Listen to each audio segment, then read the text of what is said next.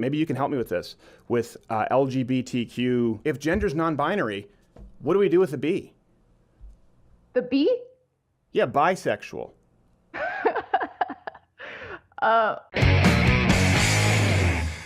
All right, very special episode here today. I was just off air. She's going, I can see him, I can't hear him, because since this is our first meeting, and I know we've disagreed on issues in the past, and I think we agree on some issues now, I figure let's go right into it. You can follow her on Twitter at GoGreen18. Of course, you probably know her YouTube channel, Laci Green TV. Ms. Green, thank you for being here.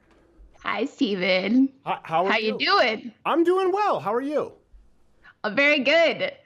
Yeah, okay. This doesn't need to be awkward or weird. I know you've met a ton of more right-leaning people now, and I think I just heard you speaking with Mr. Raygun over there, who's a little bit in the center. Yeah, my boyfriend. I wouldn't describe him as center, but okay. You know, whatever. Funny chap. But I'm glad we finally have you on the show. Thank you for coming on. I appreciate it. Sure. It was one that was really requested by a lot of by the way, not to be confused for those looking at the plugs, it's Glozell Green. No. Noted. Oh, Lord, no. Laci Green, noted. I mean, well, no. We don't want to it's shortchange. a little obvious. You never know if they search it. You know, noted feminist and actually has a lot of. Won't find Laci Green in a debates. bathtub full of Fruit Loops. Full of Fruit Loops. Probably I not. mean, you never know. You never know. Maybe, you know, there's a bright YouTube future ahead where I'm bathing in cereal. You can just make it a Patreon bonus. If someone pays enough, they can watch you bathe in Fruit Loops. And apply chapstick. And there would be someone who would do that. I guarantee you. Yeah, Make the absolute state of things right there. Well, let me ask this. It was really requested by a lot of fans.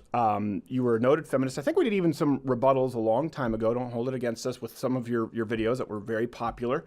And then you mentioned, you know, taking the red pill. And obviously this has been documented. A lot of people are familiar with it. But for people who aren't, can you kind of set it up and explain to them, what does that mean for Laci Green? What was that journey like? Well, that video was mostly just me saying that I was willing to talk to people who consider themselves red pillars. I would not call myself a red pillar in any way, but yeah, I have always really, you know, I come from a really conservative background. I have family members that voted for Trump, and they're very religious, and they live in the middle of nowhere. You know, I am not like insulated liberal in any sense of the word, and I started talking about some of these things on my YouTube channel and how important it is to just sort of like sit down, have a beer, have a chat with people who see things differently than you, and to really understand where other people are coming from. And I think everyone should do that. And we should all be open to changing our minds about the things that we believe and learning more and growing. So I made this video, you know, just not really thinking much of it, that I was going to that's a mistake on the YouTube. Yeah.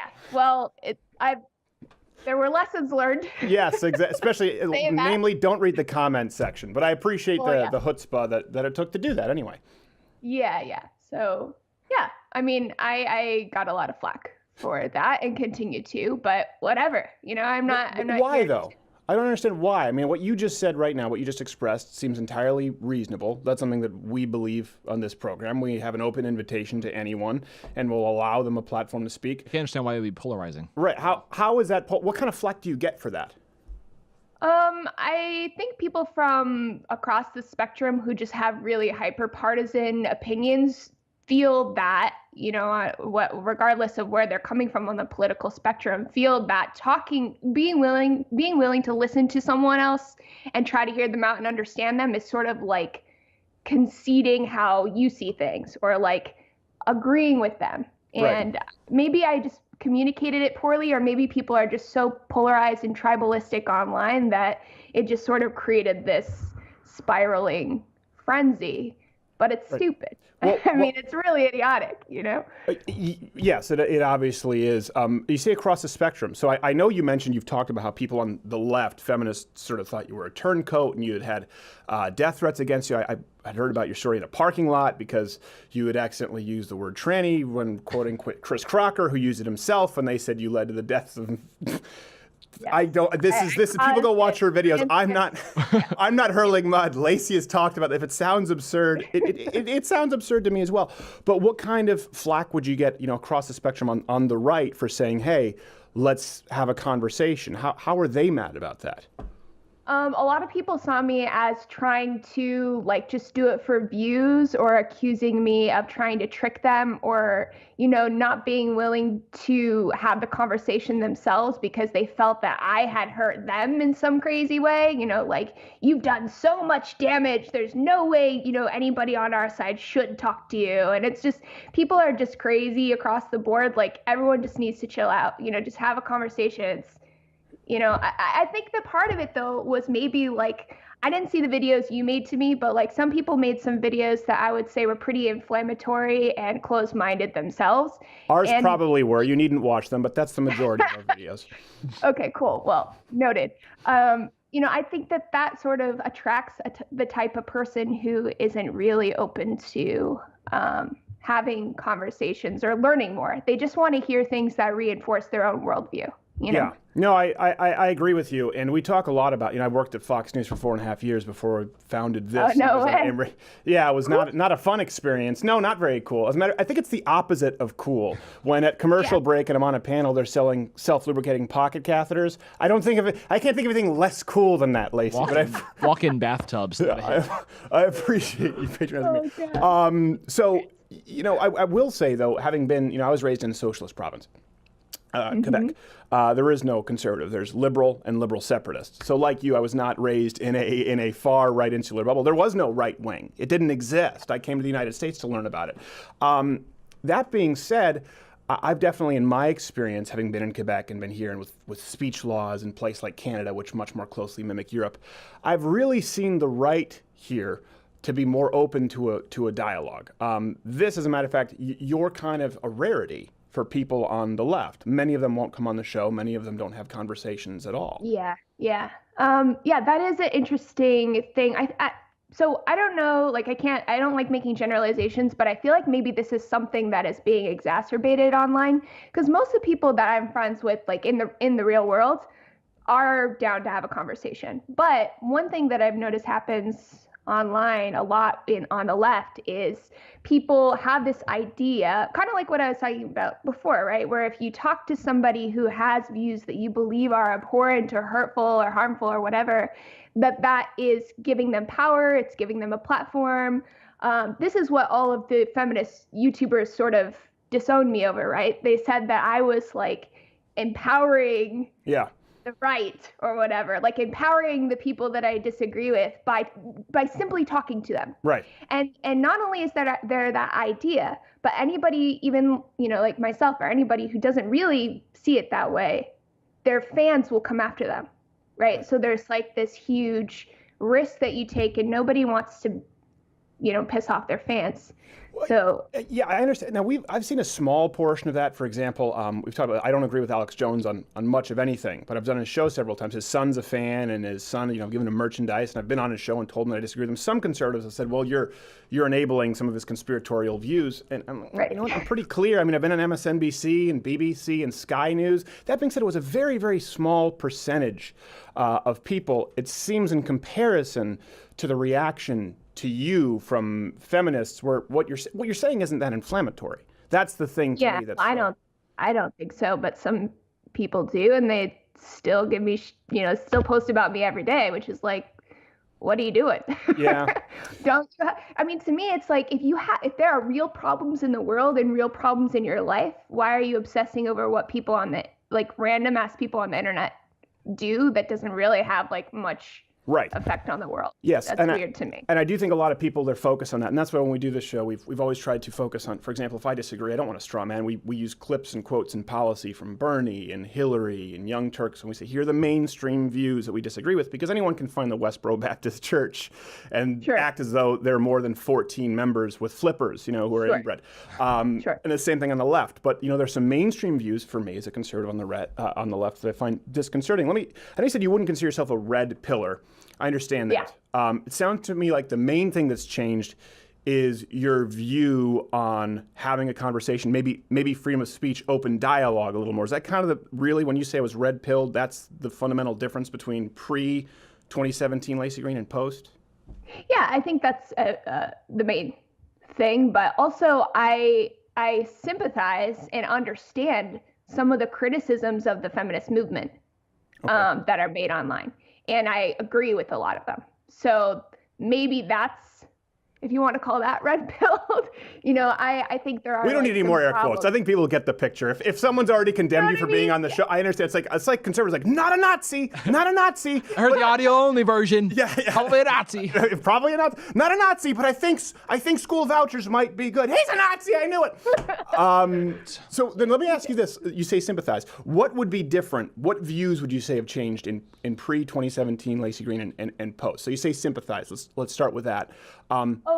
Just with, I have always thought this stuff, and I've talked about it online many times because I myself have been victim of really vitriolic mob attacks online many times. So, I've always, growing up on the internet and being someone who just kind of like shares their opinions online, have seen the dark underbelly of the movements that I am aligned with. And I feel like I've just seen all the dark underbellies because you're on the internet so much and that's your job, and it's pretty horrible. But yeah, I would say the main thing is just feeling like there are some aspects of the feminist movement that are just really toxic, that have been really toxic to me, that have been really toxic to people that I know. And, I have always felt that way and sort of talked about it and was kind of scared to poke the beast. But now I really don't give a because I really think that there has been a tipping point where it has become so toxic that it's actually hurting the very causes that I believe in. Okay. What elements, I guess, would you say when you say toxic of feminism specifically? Yeah, well, there's a lot of things, but I think one of them, for instance, is like the hate mobs when somebody says or does something problematic, that is deemed not like. There's the air quotes for those listening audio. She's doing it again. She's doing it again. People listen to audio sometimes and they go like, "Why did you?" I'm like, "No, you missed it." So okay, but I appreciate it subconsciously. But because I hate that word problematic. Like, what is that? I don't. That's a change because you used to use that word. I always use that word in sort of ironic sense. And if you go back and watch my MTV videos, people didn't really pick up that I was kind of making fun of it. They thought I was serious because, I guess that's a legitimate mistake to make. It's sort of a feminist Tony Clifton. You played them, and that's okay. I respect that. A little bit. But I also just think people get so like hyped up about words like triggered or problematic. It's like everyone just, it's like a buzzword that people lose their minds at. But yeah, this coming back to what I was saying, just this idea that like, if you do or say something that is deemed problematic, you are now a horrible person who deserves to die and lose your job, and you caused all this terrible stuff. You're responsible for the violence against all these people just for like maybe having kind of an ignorant or different even opinion about something. And I think that's a really toxic mentality that makes it so that people can't actually have a conversation about things. No. And they can't actually hear each other or respect each other because nobody is going to be this like image of ideological purity. There's all these purity tests, right? And as soon as you've been deemed not pure enough for the left, you're just done. They'll throw you in the trash. And one thing that I like and align with some of my more moderate to right-leaning friends is this idea that we're still human beings and we should still be able to like see through our differences and work through them in a respectful way, you know? And I really value loyalty. I'm a very loyal person, and I find more of my, like politically, I find more of my moderate to right-leaning friends are, at the end of the day, even if they think I'm like a crazy nut job liberal or whatever, right, they aren't going to just up and leave me and, stop talking to me like many of my liberal friends have.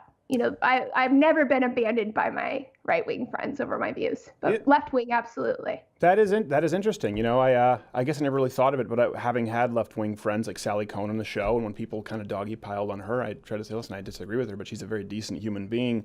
That being, no, you know what? You're absolutely right. Now that I go back, all my left-wing friends from Montreal, none of them like me anymore. They all hate me. Then again, they might have just been looking for an excuse. So if you look at many do. How would we say, so some things you talked about quite a bit, since I have you here, and you talk about sort of respectfully either finding common ground or disagreement, like toxic masculinity you talked about quite a bit, and it seems as though you've transitioned a little bit, certainly in your explanation of how it's often perceived or described. Yeah. How would you describe your view then and now, if it's changed?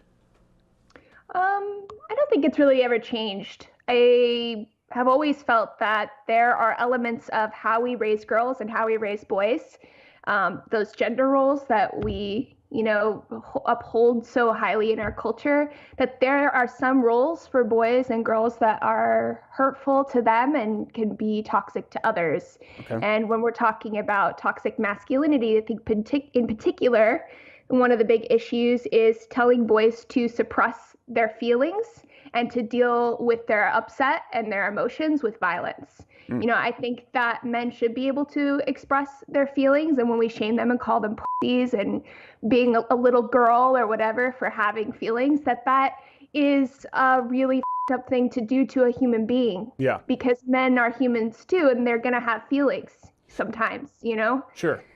Yeah, I don't think anyone would disagree with that, though. I think what I would disagree with is the presupposition that society tells young men to deal with their emotions through violence. That's where I would say, biologically, young boys tend to be more aggressive. Young boys tend to be more hands-on, more rambunctious. And a lot of them are frustrated because we put them in a public education system, which is designed for women, not young boys. And we tell them not only not to be violent, but sometimes not to be young boys, which is a bit rough and tumble.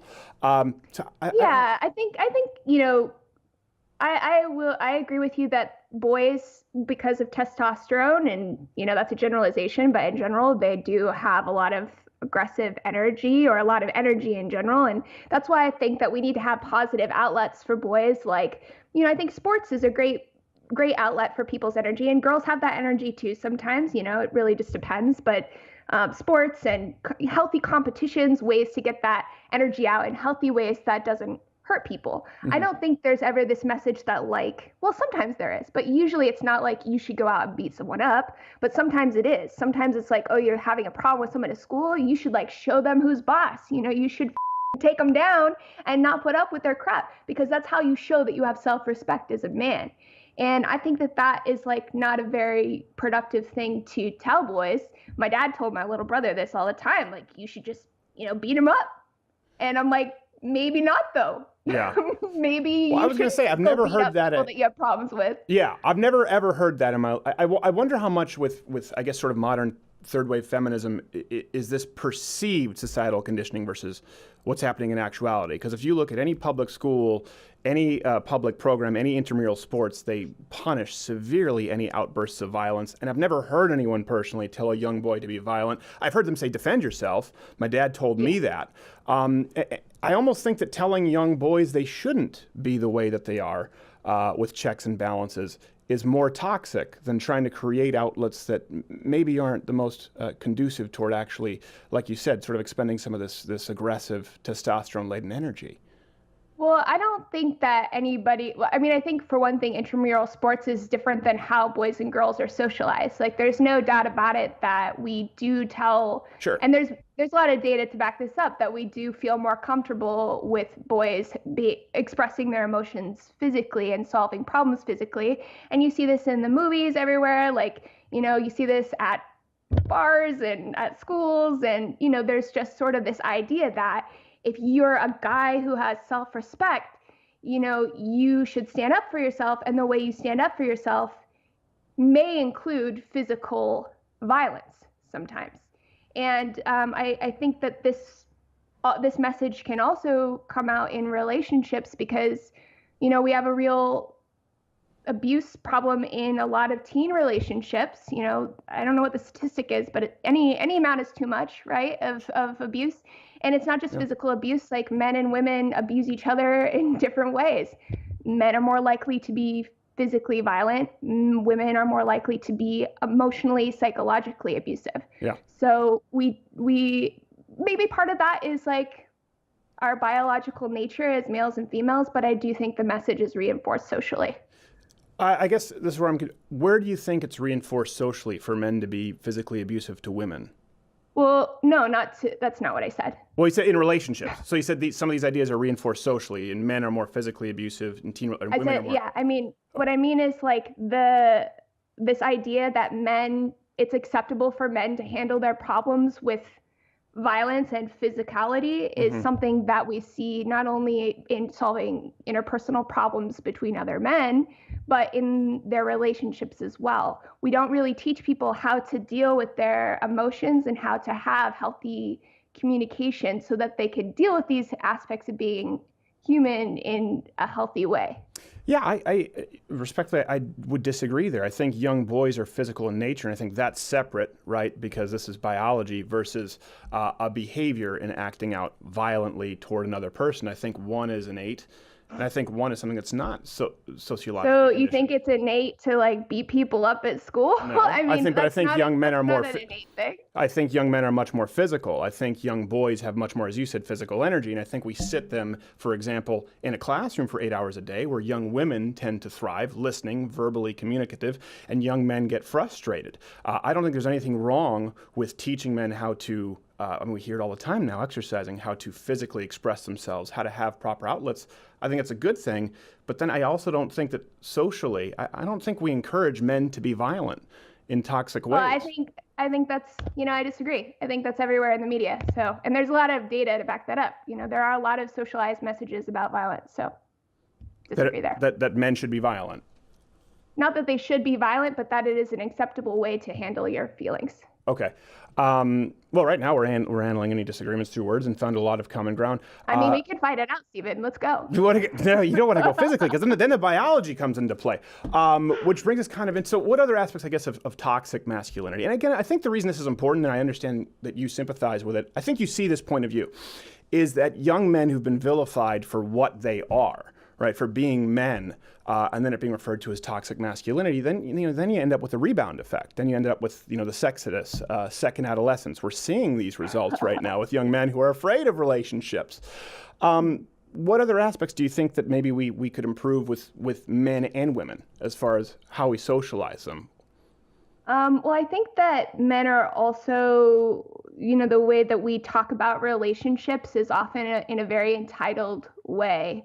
And you see this across the board with this idea that, if you're good to someone or if you're nice to someone, then they should like you and they should want to have sex with you. And I see this not just amongst men, by the way. I see this in it comes out in a lot of different ways in different communities. This entitlement to sex, entitlement to relationships, or feeling like, if nobody likes you, that is their problem, when really maybe you just aren't a likable person. Yeah. Hence why I lost all my friends in Montreal. But they're also socialists, so I don't really care. No, I agree with you on that. I think particularly this sort of alpha male fake pickup culture, I think, is a real problem. And I wrote about, as a traditionalist, Christian conservative sort of complementarian, about waiting until I was married. And I was raked through the mud by none other than Amy Schumer, no less, talking about how that was a terrible sort of antiquated view. For wanting to wait? For wanting to wait, and expressing that I thought there were a lot of benefits to it, and that many people would actually probably do well to consider the same option. And a big part of that is obviously a big part of women's lib and the feminist movement, sexual liberation. So do you think that maybe it's gone too far that way? Because I think that exists quite a bit on the feminist side as well, the hypersexualization that you're kind of a failure if you don't act in a predatory way sexually like men. Right, like this idea that if you're not getting laid, there's something wrong with you because sex is so freely available now. So what's the issue, right? Yeah. Or that women and men handle sex differently. I read a lot of, if you read a lot of these women's magazines, it's far worse than Playboy or Penthouse Letters at this point. You read Cosmopolitan, it's acting like women are men and out there being sexual predators in the way men are hardwired. And that seems to me like something that's, like you said, it's a purity test. Do you have an example of sure, that? how to pick up guys at the bar, how to 10 different ways to please a man, and every single cover is basically acting as though women are walking sex pots who are as interested in spreading their seed in the way men are biologically hardwired to do. Doesn't mean it's right. I think men need to curb their biological urges. But it seems as though feminism runs counter to the essence of men and women. Well, I don't think there's like I don't like essentializing men or women, you know, and like I don't think we should boil people, these huge groups of people, down to some essential nature. I think that's a little bit very reductive. But yeah, I think that there is. It is reductive in the sense that men and I think this is. I just want to answer that. It is reductive. Men and women are different. Men are more sexually predatory. Women are not by their nature. I'm okay with that reduction. Now that being said, I don't see people as nothing but Black Lives Matter, nothing but LGBTQ. After that, you're a male, you're a female. There's a certain biological constraint there. Be what you want to be. But I'm okay with being reductive and saying men and women are different in that sense. Well, men and women are different partially because of our biology, you know, males and females, and partially because of how we're socialized. Of course. So yeah, I think there are differences between men and women. Absolutely. I just think the differences are sometimes overstated. They're more hyped up. We are very hyper focused on how we're different, when actually there are a lot of things about us that are the same. For instance, women like to get laid too. Women love having sex. So, you know, most women. I can't speak for all women because that would be too reductive. Yeah. But most women like to get laid in the constraints. Not all women. In the constraints of an emotional connection, a relationship, whereas a guy can have sex with 5 people in a row. Many guys, not all guys. That's why you see the pickup culture on the male side and not in the female side. They don't have the same emotional hardwiring sexually that women do, as a general rule. I don't know how I feel about that statement. I think that's reductive. But in general, I think it's true that by some combination of biology and how we're socialized, that ends up being how the majority of people who are men and women experience it. But, you know, I don't think that there's any sort of like innate sort of like part of being male that makes you this creepy, douchey pickup artist type. You know, like that's a combination of maybe some sort of sexual drive plus being an asshole. Yes. You know, and men are not assholes. So this idea that, well, all men are just sort of these creepy, predatory guys just waiting to come out, I strongly disagree with that. I didn't say that, though, but I do say that men can be married in the long term and go, there goes another one. Men are hardwired to spread their seed, and they want to be as promiscuous as possible if left to their own devices without a moral constraint. Women aren't designed the same way. Women biologically don't necessarily. That's why the stereotype is the cad, to use the old terms, and then the nag, the cad and the nag. The woman refuses sex or uses it as a manipulation tool, like you said, manipulation, more emotional abuse, whereas the men are more physical. That applies sexually as well. And I think that's important to recognize, because if we're going to teach and fix some of these problems and find what makes us the same, teaching young men how to be upstanding men, husbands, fathers, is the most important thing of all. And same thing with women. Yeah, well, like I said, I disagree with your diagnosis of all men and all women as these super reductive categories. But yes, I do think that we should teach men and women how to function successfully and healthfully in their relationships so they can have fulfilling lives. Yeah. Well, I think an example is Amy Schumer, to go back. The reason that's shocking is because it's rare. Right? The reason that like the idea of a woman wanting to sleep around? Yes. Or what? Yeah. I think it's probably more rare for a number of different reasons, maybe partially biological, partially it's been socially unacceptable for women to be sexual, although that's changing, and maybe that's why you're seeing more of this stuff that you describe as male behavior. But I didn't describe it as male behavior, though. I separated behavior versus biological urges. I think there's a really strong, there needs to be an importance on curbing biological urges. We are not just determined by our urges or by our desires or by our carnal the ones that are harmful to others. Yes, exactly. The stuff that's harmful to others. Right. Or to ourselves. Yeah, those should probably be curbed. And we can and do curb them, but that's what I'm saying with like the toxicity stuff is sort of the ways that we make excuses for people to not curb those impulses or to not curb those learned behaviors. Yeah. Yeah, no, I agree, and I think where we're kind of disagreeing and missing each other here is I think a lot of young men have been told to curb it in a way that's unnatural and unhealthy. Like you would say, hiding emotions. That's a very new thing. I've talked about this. If you go back to Lincoln, Roosevelt, this idea that you are a jock or you are an artist or you are an intellectual, that's a very new idea. You were the term I've talked about this was actually jack of all trades, master of one. And the mocking of it became the colloquialism, master of none. The truth is, you weren't considered a well-rounded man unless you were all of these things. And it was perfectly fine to cry, to hug another man, to kiss another man. So I think that's where people definitely have gone astray. But I also think that, in addition to that, I think feminism has really put a lot of burdens on young men, and that's why you see a rejection of it, to really stop being young men. We have an education system that's based for young women. If you look at the way right now, Hollywood is reacting to things that we would agree, the Me Too movement. The reaction is one that assumes that of guilt, right? And so a lot of young men feel browbeaten for being men, is my point. And the biology is an important component that needs to be acknowledged. And rather than say, hey, you shouldn't be so rambunctious, let's sit you in a classroom, we should say, all right, young men are rambunctious. How do we channel that positively? Well, I think that young men need to learn how to function in the world and to be disciplined, and you need to learn to have respect for yourself and the environment around you. And I think that's the thing men should learn as well. Yeah, absolutely. And same thing with women. And like you said, across the board, there can be toxic masculinity, femininity. It goes both ways.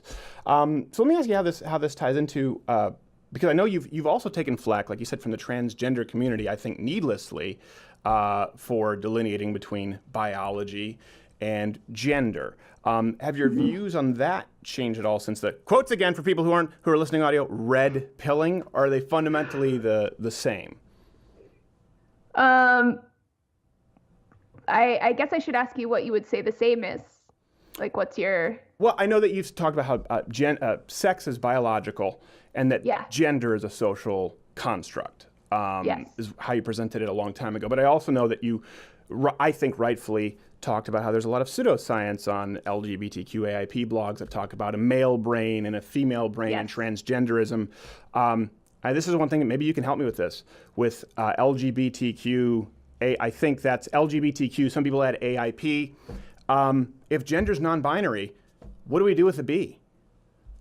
The B? Yeah, bisexual. I'm not sure I understand your question. Well, you mean like if bisexual means there's gender, two. What is? Oh, right. That's problematic to use that word. Right. Okay, I think I see what you're saying. Bisexual, well, at least in the research, refers to sex, right? So male and female.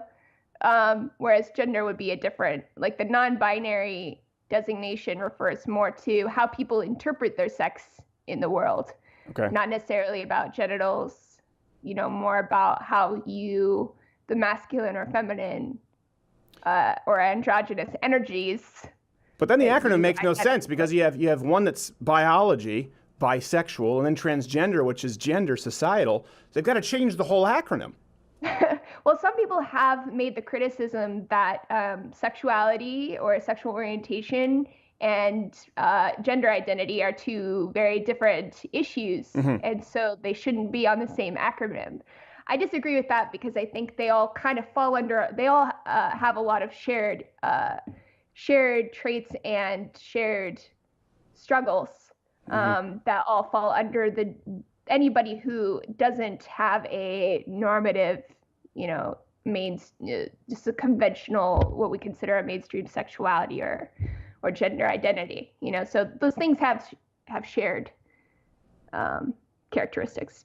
Okay, so but yeah, they're different. They are different. Yeah, well, bisexual would be sexual, so it's basically someone who's attracted to a male or female biologically versus gender. So a bisexual could be attracted to a male biologically who identifies as, your guess is as good as mine at this point. Any gender they identify, yeah. Okay. Yeah. And that's one thing I think that people on the right have had, and since you talk so much on sexuality and gender, how many genders are there? How many pronouns are there? What do we do? So since it's a societal issue, what do we do societally to deal with this? How many can be put in a driver's license? What do we do with voter registration? It's an ever-changing rule book. Yeah. I don't know. What do you think? I think only that two? Yes. Only two camp? Yeah. I do. Well, I think there are practicalities to that view. However, I also think that there, a lot of people just experience themselves and the world differently, and they want language to describe their experience and their identity. And, I think that's a positive thing. It doesn't hurt me, it doesn't hurt anyone else. I think the question of like driver's licenses and stuff, or what kinds of laws should govern, sex specific spaces, things like that. Yeah, there's complicated issues that we'll have to mesh out and figure out how to make it work. But just in terms of how people, what pronouns they want to use or how they want to describe themselves, I don't give a shit. Live your life. Yeah, I don't know. I don't think anyone here does either. But that's why someone like Jordan Peterson is so popular, because we're well past that, and now we're at the point of compelled language. In Canada with the bill there, and we have it in New York where landlords can't use the wrong pronouns for fear of being sued. So we are past it. It is a legal issue now. It is a political issue now. But, it is a rights when issue. When has anyone ever like?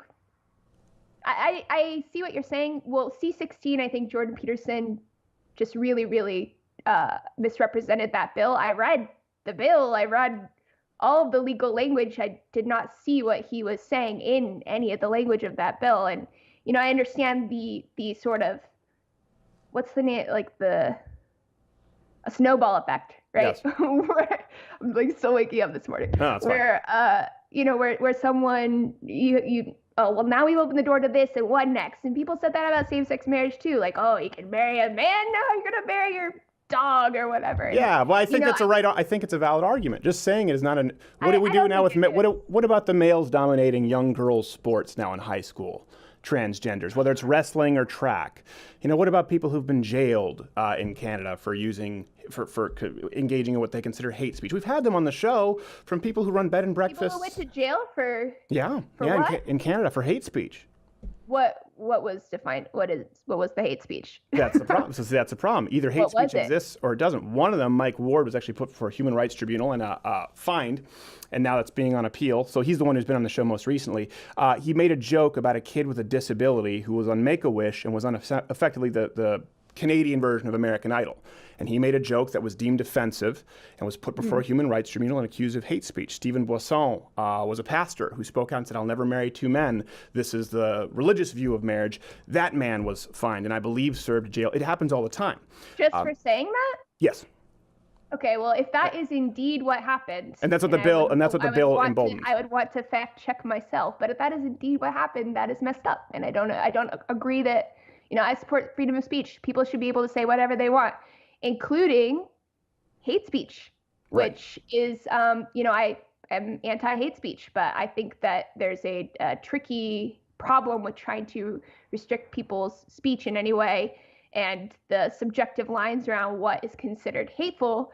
The only line that I draw really is when you're inciting violence.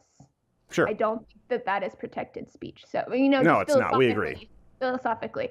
But yeah, I mean, if this became a huge problem in the United States, I might have more sympathy for that argument. But, as it stands right now, nobody's being sued for using the wrong pronouns or whatever. And who? Landlords in New York to start with. Can you give me some names? Because, I haven't heard of that, and I'm pretty... Well, I just gave you two, and if I keep giving you names and facts, and you say I don't believe you, you're doing the Naomi Wolf, and then you have to fact check you afterwards. So this is in New York. Yeah, landlords in New York. We've written about it on the site extensively. You have plenty of professors who've gotten in trouble, obviously, for improper language. I can't give you every single name, but I've just given you a handful. So I'm just asking for one landlord, Stephen. You're saying landlords what's the law? Are being It's the law. sued. Yeah, it's the law. So the law in New York, as far as I know, okay, is that you have to have bathrooms for, bathrooms for a lot of genders, right? Like 20 or 30 or something, at your place of business. Yeah, no, I'm talking about landlords and misgendering. So there are laws now about misgendering, and the reason we come back to the point is why it's important. I think maybe the fundamental issue here, maybe you and I can find where we agree, is where does sex, in your opinion, end and gender begin, and how do we recognize that? Because it's one thing to say, I don't care what someone says, they want to put on a dress and go in and call themselves Nancy, fine. I think both of us agree, couldn't care less.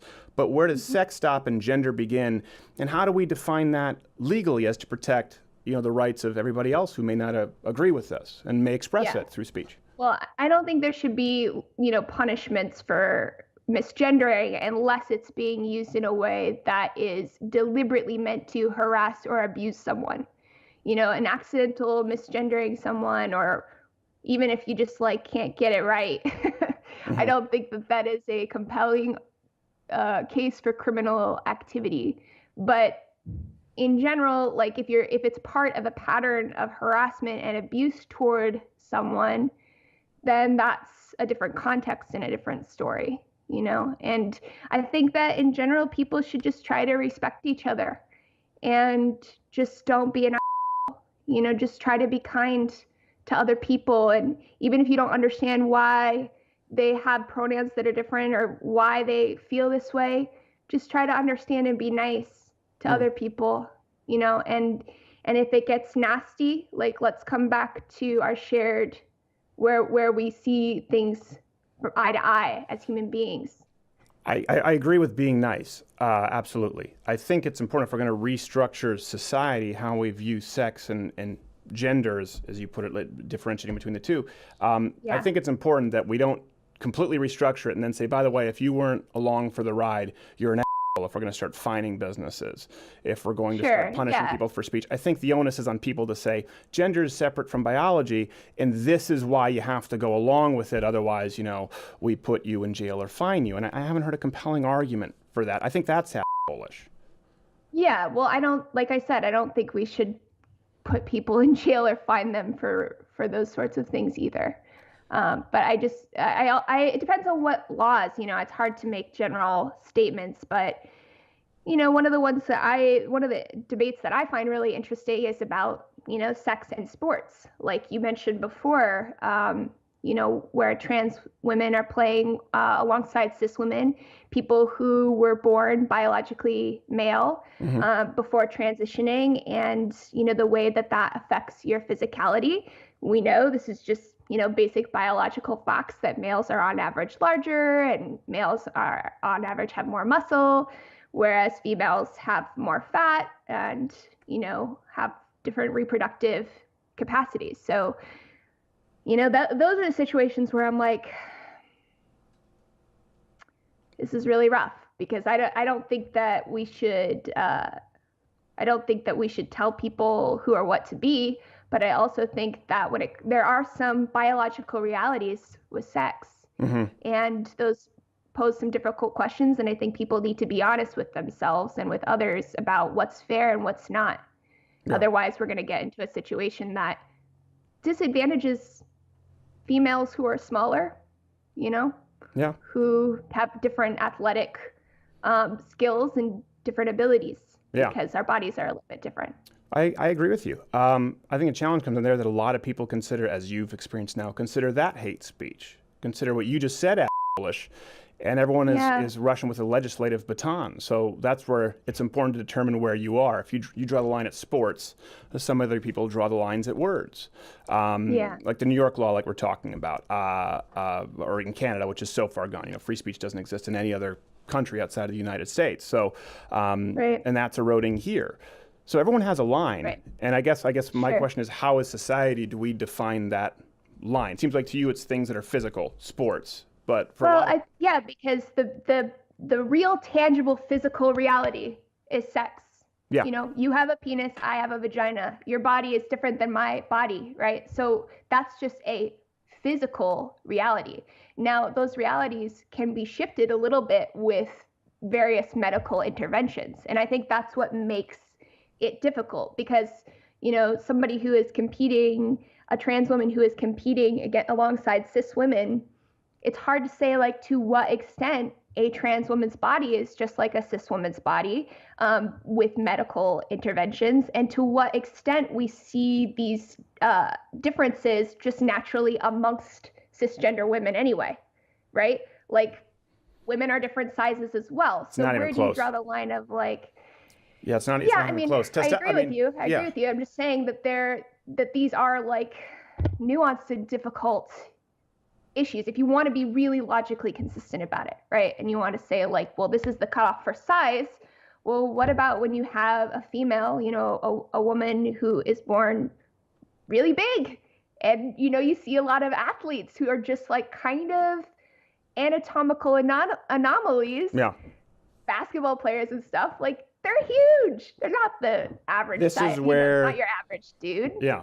I think this is where generalizations are important and necessary. And I think, like you said, it's nuanced, but I don't hear a lot of solutions. This is coming from not yourself, anyone in the world. I don't have solutions. I can't solve these problems. These are very difficult issues. I don't think so. Have like some agenda that I'm railing on. No, I know you're not. I'm saying I do think there's only one solution. Just like when I've talked about abortion with other people, there's only one consistent line, like you said, to draw logically, and that sex is biological, and that's how we draw the line sociologically. The idea that gender and sex are very different is a very new idea, right? I mean, it starts with, you go back to Simone de Beauvoir in the 40s, and then you have John Money, and then really this idea that it was non-binary only started in the 80s and 90s with Judith Butler. Even people talking about transitioning. I know you've talked about this. Sure. Still, it was identifying with male or female.